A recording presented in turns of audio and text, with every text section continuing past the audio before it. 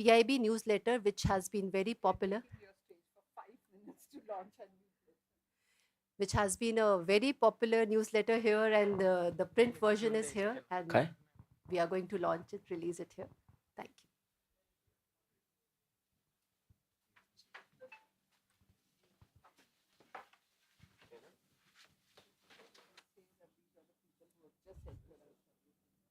Okay.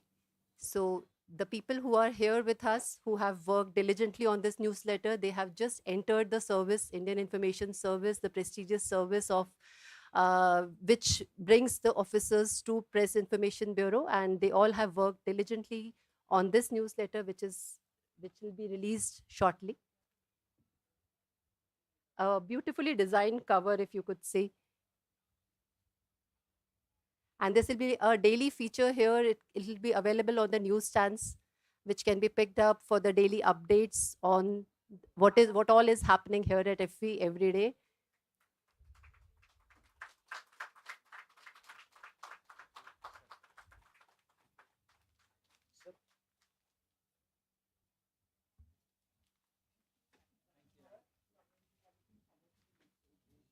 Thank you. Thank you.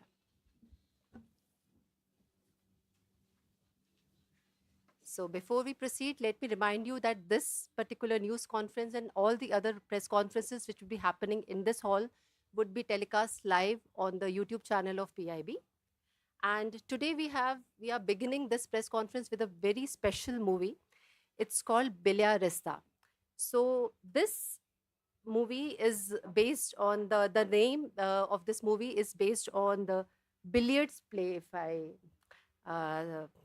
the billiards, and it's a very interesting story where Aya, who's living in the slums of Manila, she dreams of becoming a billiards world champion. But when her father is killed, she is manipulated by Itoy, her hustler uncle, into playing a dangerous underground gambling matches in back alley pool halls. So very soon we'll see the poster of this film, and along with that, a few clippings of the film, so that you can have a fair idea of what we are talking about.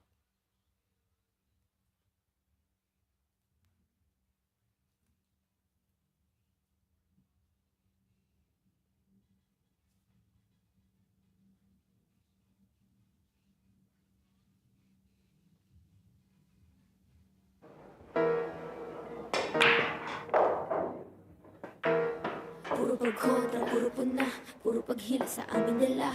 Puro kami, magpuro dada, puro pagbasa sa may salita. Puro kami yan, puro kami to, wala akong pake, get the fuck out my dog. Puro kaganan, puro ganito, puro pagkita. Puro nakita mo, kaya ako nasalbahe. Pagkagatan, puro matake, kasi malahe ako na dekalibre. Ang style na akong klase, ang style na kailan mo. Hindi ka na ako mapa-approve, kung ang papaya was good.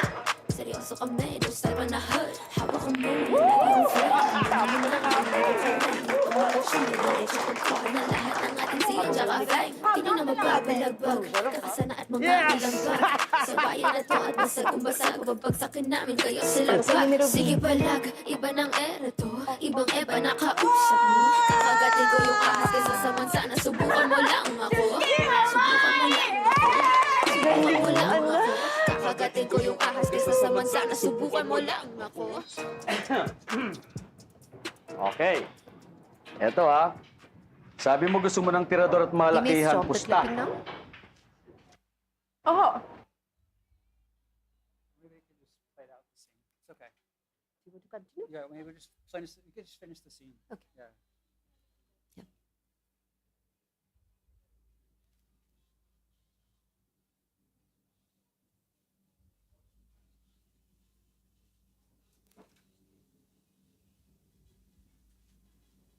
Yeah. No, okay. Okay. Okay, let us continue. More screen time. All right. So, since you have seen the preview, now I'll introduce you with the team of the film. We have director and writer Phil Giudanano, actor John Ursula, and producer Shreyam Ghosh with us. And let us begin with you, like how this movie happened, what is it all about? Just share it. Yeah. So I was making a short film, and so I came across this the idea of this movie about 10 years ago, I was making a short film, and one of the actors in the film, I was researching his life, and he was homeless. He didn't know how to read or write, but we went to a pool hall, and he had this like expensive pool cue. He was 12 years old, but he beat this like older, 40-year-old guy, and it really immersed me into this idea of like the subculture of like gambling in the Philippines for money, and how um, certain people can become like breadwinners for their family um, through gambling. And I thought that was really interesting. And I learned that the Philippines has the most world champions in the world. The Philippines is the best in the world at pool. So I started learning about how um, this all these elements came together to create some of the best pool players in the world, and um, how the money games and the world of money games and tournaments kind of clash. And the film is about the intersection of those two things. John, would you like to add something to it? How was your experience with the movie? Experience. John, I would like to excuse. Could you please put your phones on silent mode, because this is streaming live. It's very difficult if there's some sound of the mobile. Please continue. Yeah, experience. Or my thoughts about the film. Anyway, experience. I worked with the film in one project. It's a short film, but it was really a good experience working with him.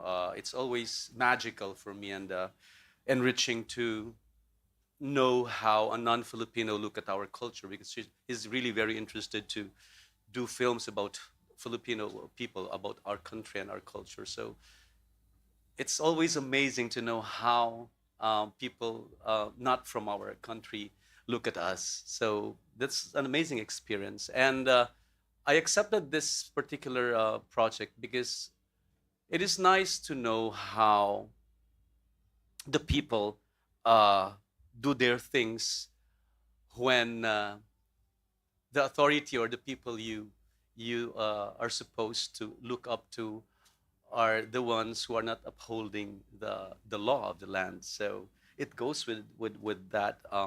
If you're going to really go deep into that situation in the people's lives in the Philippines, you can root it to what is really going on in the system. So for me, it's not just about billiards, but it's about the system and societies. Shreya, what brought you to this project, and how was your experience? So I know Phil for quite a long time, like because we went to the same film school together in NYU Tisch, and I knew Phil was working on this for for quite some time. It was one of his passion projects, and as a producer, I'm based in Hong Kong, and I am always chasing outside perspectives because I feel it's always interesting to see how, like, again, going on the same point as John said, how another person views the culture of a different place. And I think sometimes there's a magic that happens there if they are true to it. And that's what Phil did. He was true to it. He went into it. He shot, like, it was shot in this poverty stricken areas. That's what he was trying to show. But it wasn't glamorizing that aspect. He was showing it how it is without making it sound like, oh, like this is how we would want to sell the movie to other places. And that's what we don't like. Yeah. Yeah. Thank you so much. I would like our audience to have their questions. If you have any questions to ask, yeah.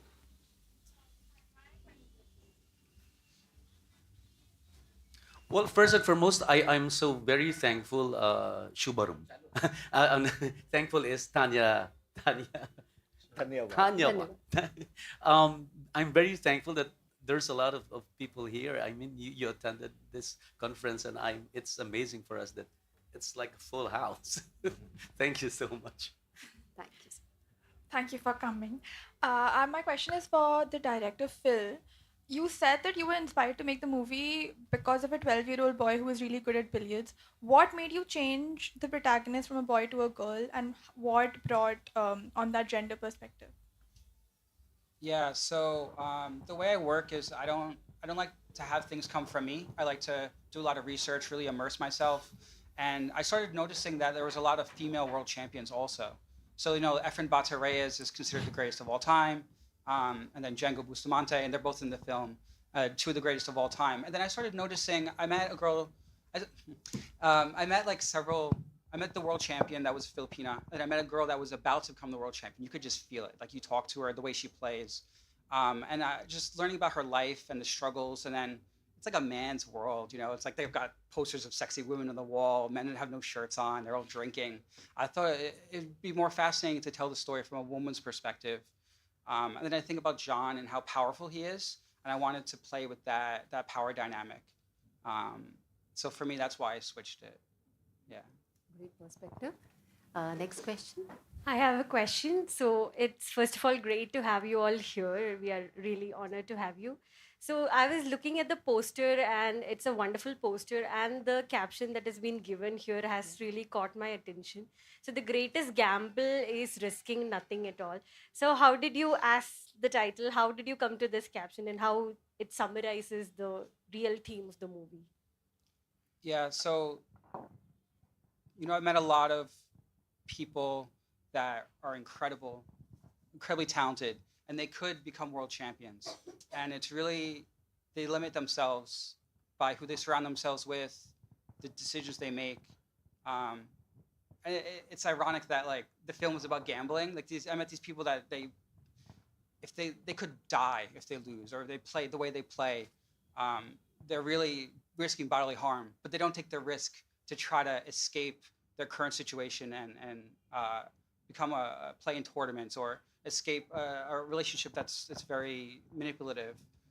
So it's about gambling on yourself. Yeah. I think life in general is like also gambling, a gamble. So it is a good comparison, or how do you call it?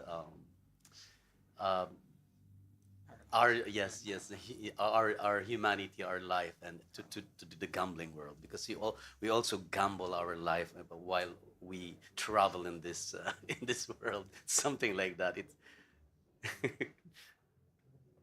Any more questions? Hello, Philip. This is Mahesh from All India Radio. How difficult it was to balance the twin requirements of entertainment as well as maintaining the seriousness of the theme? Balance. Go again. Balance between making it entertaining as well as not compromising with the seriousness of the theme. Uh-huh. I don't know. Balance I'm between the just- seriousness of the film and Yeah, I'm just interested in like reality of things. all right. Like, I did so much research, like going to these like pool halls and just experiencing what it feels like. I'm more interested in what it feels like. I want the audience to experience the emotions of it and like smell the environment and all that. And if hopefully they're entertained. But yeah. Can you elaborate more on the locations that you chose and reason behind why those locations? Yeah, so I found there was no locations person. I found all the locations myself. I mean, I had people help me, but like these are places where they really gamble, they really play. Bad things have happened there, wonderful things have happened there. People's lives have changed. But yeah, it's like we shot in Tondo, Manila, which is like a really kind of dangerous place, and then we shot in like high-end pool halls where they do like really exorbitant, like huge amounts of money that people would never come across in their lives. And so it's like we have like upscale locations, and then we have like the kind of neighborhood pool halls as well. And then the locations are like where some of the people live, like real locations where they like nothing's as sad. Like I have a rule, like I really don't like to add things. Like I like to use what's in the location. I don't like to buy something and then bring it in. I mean, something we have to do a poster, like on the walls, have to do a bracket and stuff. But I try to have everything be real, like clothes they really wear, things like that, if we can. Yeah. Okay, my question is for Shreya. Sorry, I missed the first part of the PC. Is it your first produced feature film? It's my for feature. Yes, this is my first Okay. production. Yeah. So, was it a conscious decision that you went for a Filipino film, or didn't you think that making an Indian film would be much more easier? So I'm actually based in Hong Kong as well, and over there I'm creating projects in Hong Kong. So for me, like that's the niche I'm always going for, is like showing a different perspective in other places where, because that also, like for me, I remember like from a childhood, like what made me fall in love with movies, right? Like even like let's say Lawrence of Arabia or this. Yes, it's great performance, but it's also the setting where it's happening because it's making me travel somewhere where probably I would not be able to. And I think that's the part of it. And when Phil came in, and even with this film, like it's as trivial as like we have, all have probably played pool at some point in our lives, but when we see that, so we can connect with it. But if you want to look into it more with the people they are mentioning, like Efren, Bata, Reyes, to give an example, if he was walking in Philippines, you'll have the same crowd as Sachin Tendulkar walking in India, right? Like because they are that big, they came out of, and so it also makes us like read more into it.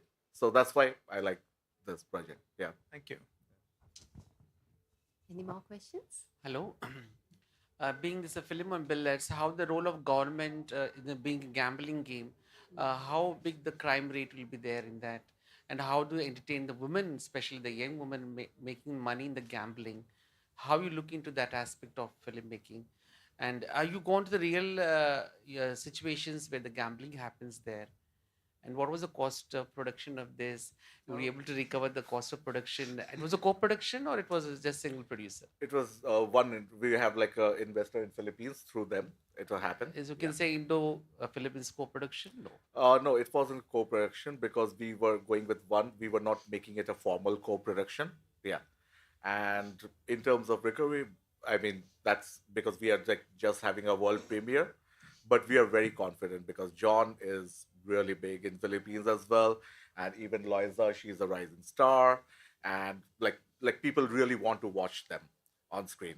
Plus, we also have Efren, as I said, he's like the Sachin Tendulkar of like Philippines, where like having these people, we are very confident in gearing our marketing for that for next year theatrical release there. The director. Yeah, it was really cool because Efren's like a rock star in the pool world. So when we go to the pool halls, everyone mobs us because of him. And then when we're in the neighborhoods, everyone like sees John and they like lose their minds. Um, what was it like shooting in the pool halls? Those are real pool halls. That's like where they really gamble and they, yeah. Yeah. But the percentage of, I'm not sure about it, but it really happened. It's really happening. Yeah. Oh. The crime rate. What's the crime rate for? I mean, someone was murdered like a week after we made the movie, like in a pool hall. And then also, like I think about a month after we made the film, someone was forced to cheat and they got blacklisted. They can never play another game. Everyone knows them. So imagine the one thing they make their livelihood from is just taken away from them, and they were like very good. So it's real stuff. And we deal with police corruption a little bit in the film, and it's a huge thing in the Philippines. And speaking about producing, I only took 1/3 of my talent fee because I believe in. So it's like I'm co-producing. No, it's no, it's fine. I mean, it's like co-producing because I believe in Phil and his works and his visions. But yeah. We're very lucky to have you. Yeah. Okay, my We question. couldn't have done without that. Yeah. Last question. Okay, ma'am. My question is for John Arcia. You're not playing the most morally upright character. Come again? So you're not playing the most morally upright character, right? So what were the parts that made you empathize with him, and what were the parts about his character that you actually liked and was part of you? Usually as an actor, I don't really see characters as black and white. We are all gray characters. I mean, we cannot always say that we are always in a positive side. There's always a dark and the positive or the opposite side of every human being. It is just when we start to choose between the two or in the middle, this is how we become what we are.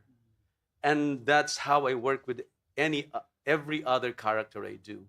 So I played him not as a villain or antagonist. I played him as a person who is also in need of something or who wants to survive. So it is just that when crisis comes and when the dilemma comes, and it will be up to his decisions and choices that will make him who he is. and that's how I work with Itoy.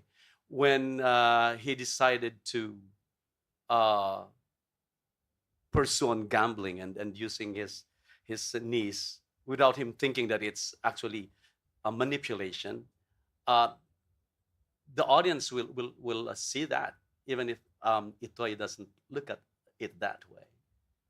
But since it is in the narrative, I mean, it is very clear who he is. Yeah, does it make sense? I'm Thank you so sure much. after this enriching conversation, we all would like to see this, watch this film. Thank you so much, all of you, for this enriching experience, which has brought us closer to the culture as well. And with this, we would like to announce the end of this press conference. And we have a small memento which we want to share with the team. So for this, I would like you to come forward. Thank you so much. Thank you.